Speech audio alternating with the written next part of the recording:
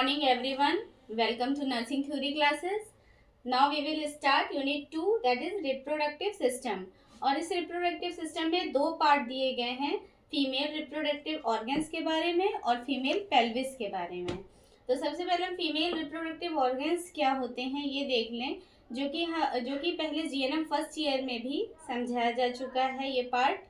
तो शॉर्ट में बस इसका एक रिवीजन देख लेते हैं. और ये हमारे लिए इसलिए ज़रूरी है पढ़ना क्योंकि मिडवाइफरी में आगे जो भी डिसऑर्डर्स होते हैं, जो भी प्रेगनेंसी से रिलेटेड चीज़ें हैं, एंटीनेटल पोस्टनेटल, तो उन सब में रिप्रोडक्टिव सिस्टम और पेल्विस की जानकारी होना ज़रूरी है, जो कि एक बेस है मिडवाइफरी का. तो इंट्रोडक्शन अगर देखें फीमेल रिप्रोडक्टिव ऑर्गन्स का, study of female reproductive organs is essential in midwifery for several reasons.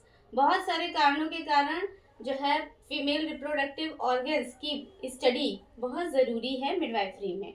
उसके बहुत सारे रीजंस हैं, जैसे कि अगर फीमेल रिप्रोडक्टिव ऑर्गन्स की स्टडी हुई रहेगी तो आसान रहेगा अंडरस्टैंडिंग प्रेगनेंसी एंड बर्थ को समझना, antenatal and postnatal care, early detection of complications, reproductive health education, assisting with family planning, managing emergencies, holistic women's health care.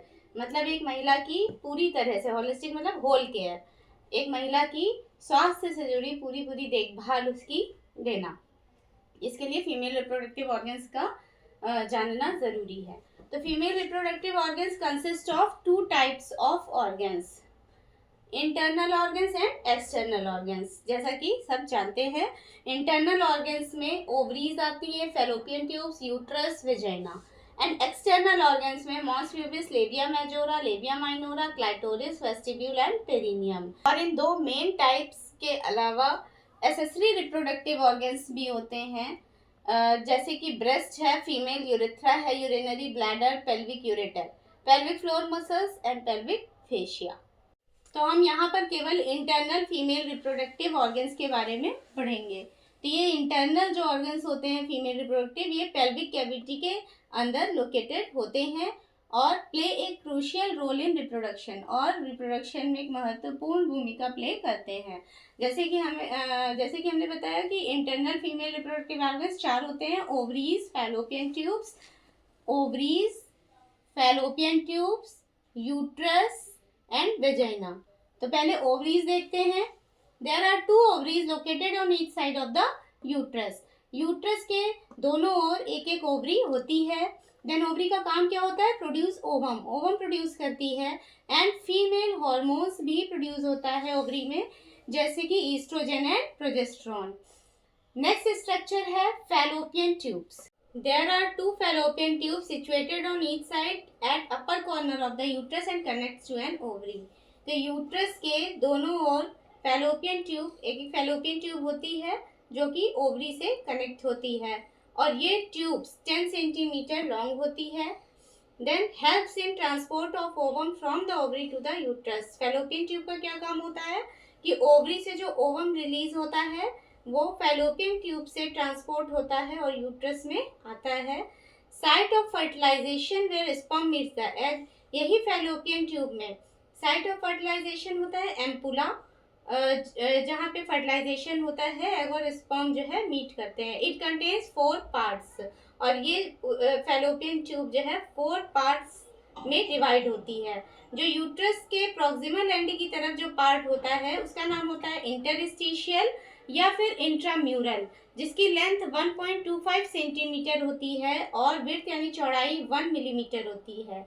Next उसी के आगे फैलोपियन ट्यूब का पार्ट इस्थमस कहलाता है, जो कि 2.5 सेंटीमीटर लॉन्ग होता है.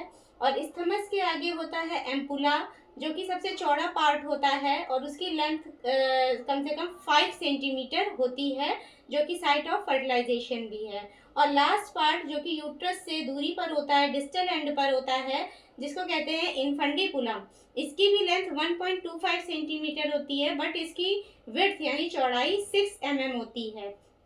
तो यहाँ पे एक क्वेश्चन अराइज होता है कि फैलोपियन ट्यूब का सबसे स्मॉलेस्ट या फिर नैरोएस्ट पार्ट कौन सा है, तो उसका आंसर होता है इंटरस्टिशियल। अब क्योंकि इंटरस्टिशियल और इन्फंडिबुलम दोनों का लेंथ तो सेम है 1.25 सेंटीमीटर, बट हम स्मॉलेस्ट या नैरोएस्ट कैसे बताते हैं, उसकी विड्थ के अकॉर्डिंग, क्योंकि इंटरस्टिशियल की विड्थ 1 mm है और इन्फंडिबुलम की विड्थ है 6 mm। इस कारण जो है इंटरस्टिशियल सबसे स्मॉलेस्ट या नैरोएस्ट पार्ट होता है फैलोपियन ट्यूब का। ये 1 वर्ड में आपसे पूछा जा सकता है। Next internal female reproductive organ है यूट्रस, जिसको वोम्ब भी कहते हैं। तो यूट्रस का शेप कैसा होता है, ए पियर शेप्ड मस्कुलर ऑर्गन। ये यूट्रस है और ये पियर शेप्ड होता है, मीन्स ऊपर से चौड़ा होता है और नीचे नैरो होता है। पियर मीन्स नाशपाती। A pear shaped muscular organ होता है where implantation and foetal development occur. यहीं पर इम्प्लांटेशन होता है और फीटस का डेवलपमेंट भी यहीं पर होता है। इम्प्लांटेशन हम आगे के लेक्चर्स में पढ़ेंगे।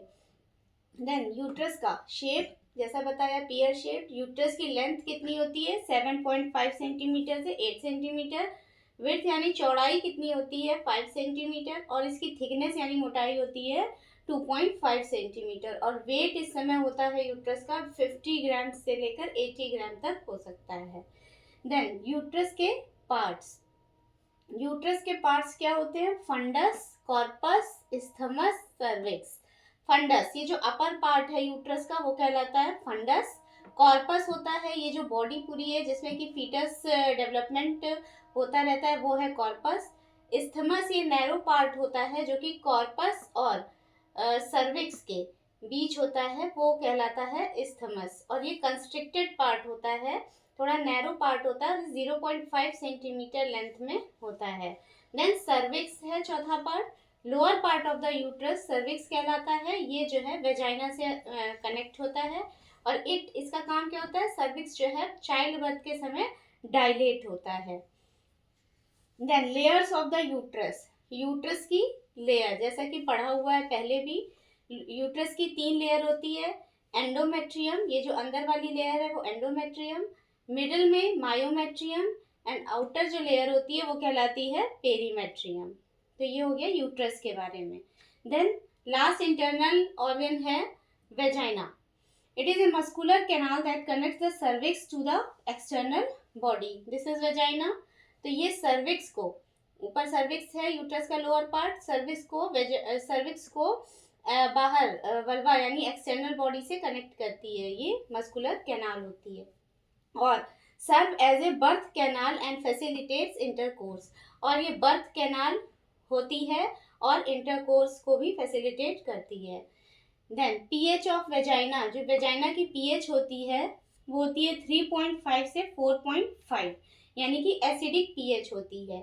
और ये रिप्रोडक्टिव पीरियड में यानी कि 15 ईयर्स से 45 ईयर्स के दौरान ये पीएच वेजाइना की जो होती है वो एसिडिक हो जाती है, क्योंकि इससे पहले 15 ईयर्स से पहले जो पीएच होती है वेजाइना की वो अल्कलाइन होती है, क्योंकि यहाँ पर एक डॉर्डरलाइन बेसिलाई बैक्टीरिया पाया जाता है जो कि लैक्टिक एसिड प्रोड्यूस करता है। और लैक्टिक एसिड के कारण यहाँ पे जो भी ग्रोथ होते हैं बैक्टीरिया के, अगर बैक्टीरियल ग्रोथ हो रही होती है तो एसिडिक मीडियम होने के कारण वो उसको वहाँ से बैक्टीरिया को ख़त्म कर देता है और इन्फेक्शन कॉज करने से रोकता है। ये वेजाइना का जो है काम है। Thank you. In next lecture, we will study female pelvis, which will come under Unit 2.